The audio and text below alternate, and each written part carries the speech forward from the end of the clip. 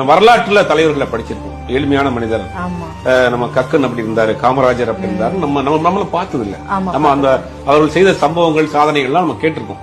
ஆனா இன்னைக்கு வரலாறு இல்லாம இன்னைக்கு வாழுகிற ஒரு கக்கன் போன்ற ஒரு காமராஜரை போன்ற ஒரு எளிமையான ஒரு உண்மையான ஒரு சமரசம் இல்லாத ஒரு போராளியான ஒரு தலைவர்னா அது நம்ம இவர் நான் நேருக்கு ஒரு சாதாரண ஒரு வட்ட செயலாளர் கூட இன்னைக்கு ஒரு சொகுசான வாழ்க்கையை வாழ்ந்துட்டு இருக்காங்க. இன்னைக்கு பாத்தீங்கன்னா அவருக்கு ஒரு பெரிய காரு, ஒரு 50 ஒரு பேர், ஒரு மாடல் இருக்கும்.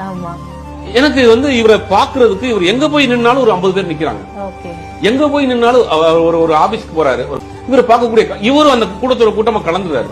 ஒரு தலைவர் மாதிரி அப்பாயின்மெண்ட் வாங்கி தான் பாக்கணும், ஒரு தலைவர் மாதிரி இத்தனை மணிக்கு தான் நீங்க பாக்கணும், இத்தனை மணிக்கு பார்க்க கூடாது, எந்த விதமான ஒரு புரோட்டோகாலும் கிடையாது.